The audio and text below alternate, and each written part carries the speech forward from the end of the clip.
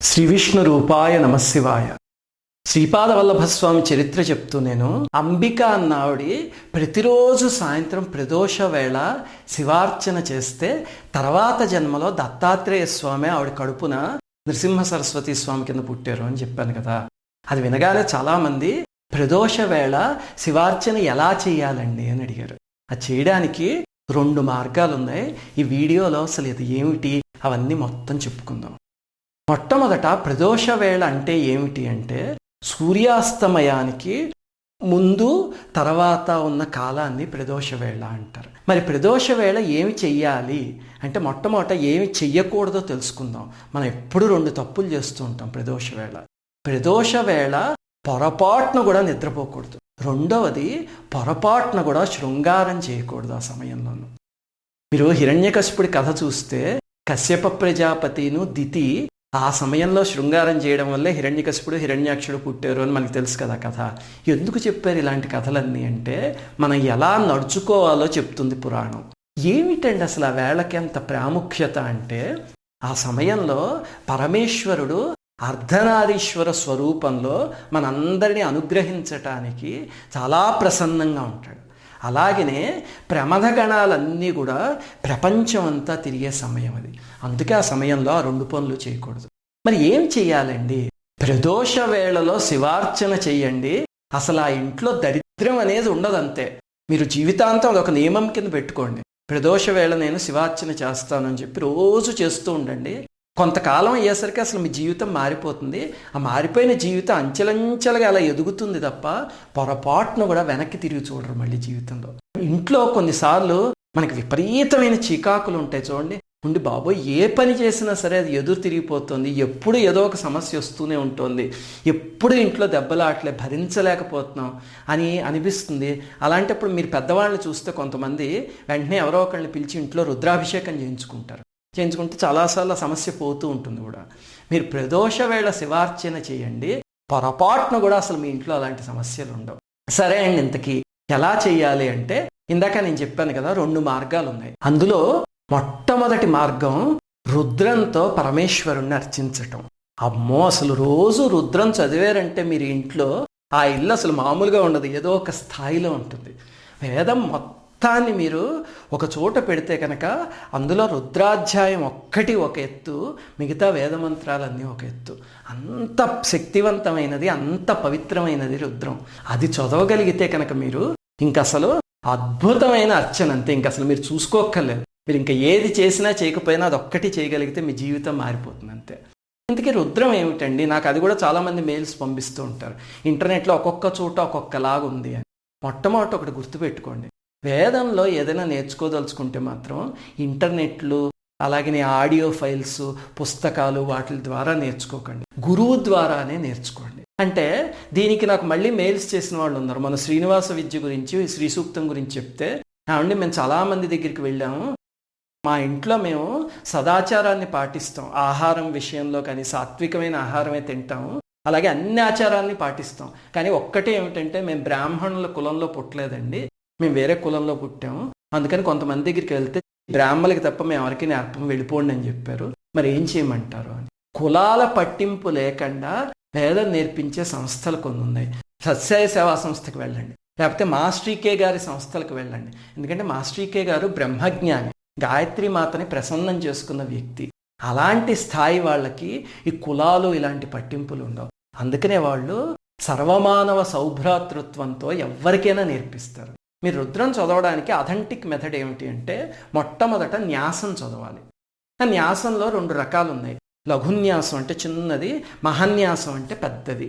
ఇంతకీ న్యాసం అనేది ఏమి చేస్తుంది అంటే ప్రకృతిలో ఉన్న పరమేశ్వర శక్తి ఉంది కదా, దాన్ని మన శరీరంలో ఒక్కొక్క అవయవంలోకి తీసుకొచ్చి చివరికి మనం పరమేశ్వరుడితో మమైకం అయిపోయేలాగా చేసి అప్పుడు రుద్రం చదివే అర్హత ఇస్తుంది.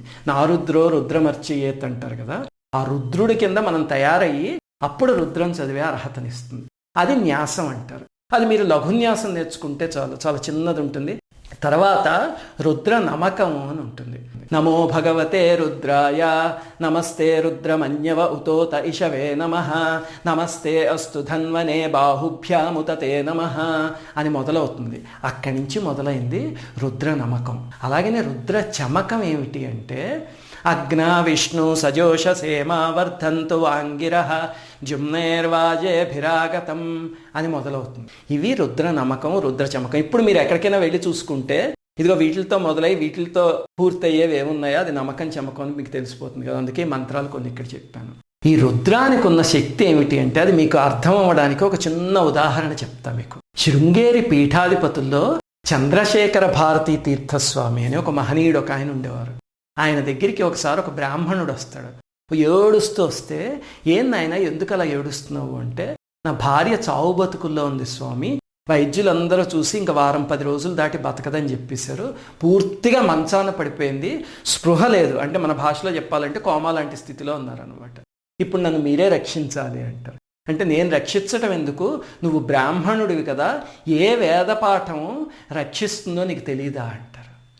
అనేసరికి మీరే చెప్పండి స్వామి అంటే ఏమిటి చెప్పేది, ఇక్కడ శృంగేరిలో కూర్చుని 5 రోజుల పాటు రుద్రం చదువు, ప్రతిరోజును చదివి అయిపోయాక ఒకసారి చదవటం, ఆవిడికి నోట్లో తీర్థం పోయి అలాగే 5 రోజులు చేసావంటే కనుక వెంటనే తగ్గుతుంది, భార్యకి చాలా కాలం జీవిస్తుంది అని చెప్తారు.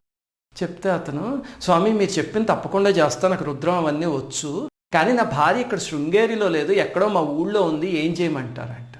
అనేసరికి ఆయన సరే ఒక పని చెయ్యి, రుద్రం చదివి పక్కన ఒక అరిటాకు పెట్టుకుని ఒక ఉద్ధరిణితో నీళ్లు తీసి నీ భార్య నోట్లో పోస్తున్నాను అనుకుని అరిటాకు మీద పోయి పరమేశ్వరుడికి నమస్కారం చేసుకో, అన్నీ చక్కబడతాయి వెళ్ళి అంటారు.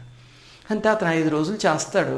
చేశాక ఆయనకి నమస్కారం పెట్టుకుని ఊరు వెళ్తాడు. వెళ్ళేసరికే భయంగా ఉంటుంది, ఇంట్లోంచి వచ్చేసాడు కదా, ఏ వార్త వినాల్సి వస్తుందో. నా కాలంలో సెల్ ఫోన్లు ఇలాంటివి లేవు కదా. దాంతో ఇంటికి వెళ్ళి భయపడుతూ తలుపు కొట్టేసరికి భార్య నడుచుకుంటూ వచ్చి తలుపు తీస్తుంది. అది రుద్రం శక్తి. చనిపోతున్న వాళ్ళని కూడా వెనక్కి తీసుకురాగలదు. అదొక్కటే ఏమిటండి, జీవితంలో ఏదైనా ఇవ్వగలదంటే రుద్రం. అందుకని మీలో రుద్రం చేతనైన వాళ్ళు ఉంటే కనుక ప్రదోష వేళ ప్రతిరోజు చదవండి. ఈ 3 చదవడానికి మీకు దాదాపు ఒక 45 నిమిషాలు పడుతుంది. అంటే ఏమండి నాకు రుద్రం అవేమీ రావండి, అప్పుడేం చెయ్యాలి నేను అని అడిగారు అనుకోండి, కంగారు పడకండి. రుద్రం రాకపోతే రుద్రానికి సమానమైనవి తేలికైన స్తోత్రాలు కొన్ని ఉన్నాయి మనకి, శంకర పాదులు వారు అలాంటి మహనీయులు ఇచ్చినవి. ఇప్పుడు ఉదాహరణకి శివపంచాక్షరి స్తోత్రం ఉంది, అంటే మనకి పంచాక్షరి మంత్రం ఉంది కదా, అందులో 5 అక్షరాలు ఉంటాయి. శంకరాచార్యుల వారు అపూర్వమైన ప్రతిభ ఏమిటి అంటే పంచాక్షరి మంత్రం కాన్సన్ట్రేటెడ్ ఫామ్లో ఉంటే దాన్ని డైల్యూట్ చేసి 5 శ్లోకాల కింద మార్చి మనకి శివపంచాక్షరి స్తోత్రం కింద ఇచ్చారు. అందులో ఒక్కొక్క శ్లోకంలో మొట్టమొదటి అక్షరం పంచాక్షరిలో ఒక్కొక్క అక్షరానికి మ్యాప్ అయి ఉంటుంది. చాలా విచిత్రంగా రచించారు ఆయన. అది శంకర భగవత్పాదుల వారికే సాధ్యం, చాలా శక్తివంతమైనది. లేకపోతే అర్ధనారీశ్వర స్తోత్రం ఉంది. ప్రదోష వేళ పరమేశ్వరుడు అర్ధనారీశ్వర స్వరూపం తీసుకుంటారు. అంటే ఏమండి నాకు ఇవి ఏమీ రావు, అప్పుడు ఏం చేయమంటారు అంటే రాకపోతే నేర్చుకోండి. మీకు ఒక 10 సంవత్సరాల క్రితం స్మార్ట్ ఫోన్ వాడడం ఎలాగొచ్చా, రాదు కదా. ఎలా నేర్చుకున్నారు, కాలేజీలో ఉన్న రోజుల్లో స్మార్ట్ ఫోన్లు లేవు కదా, అంటే ఇప్పుడు నేర్చుకున్నారు. ఆండ్రాయిడ్ ఆపరేటింగ్ సిస్టమ్ కూడా నేర్చేసుకుంటారు వదిలేస్తాను. అలాంటప్పుడు ఒక 4 స్తోత్రాలు నేర్చుకోవడానికి ఏమిటి మనకి.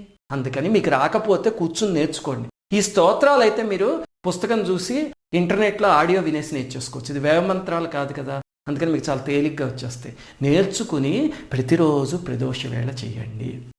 ఇప్పుడు ఇది ఆపగానే 2-3 ప్రశ్నలు వచ్చేస్తాయి మీకు. ఏమండి ఆడవాళ్ళు చేయవచ్చునా? నేను ముందే చెప్పాను కదా, శ్రీపాద వల్లభస్వామి చరిత్ర, అంబికా గారు ప్రతిరోజు ప్రదోష వేళ శివార్చన చేశారు అంటే దాన్ని బట్టే స్త్రీలు చేయొచ్చో చేయకూడదో తెలిసిపోతుందా. శివార్చన శుభ్రంగా చేయొచ్చు. రెండోది, దీనికి పాటించవలసిన నియమాలు ఏమిటి, ఒత్తిలో 2 ఒత్తులు వేయాలా 3 వేయాలా, ఈ నియమాలు అన్నీ కూడా నేను ఒక వీడియో చేసి పెట్టాను. ఇదిగో ఆ వీడియో చూడండి, వీడియో కింద కూడా మళ్ళీ లింక్ ఇస్తున్నాను. ఇంకా 3వది ముఖ్యంగా పాటించవలసిన నియమం ఒకటి ఉంది. అది ఏమిటి అంటే మాస్టర్ ఈకే గారు ఒక చోట ఒక అద్భుతమైన మాట చెప్పారు.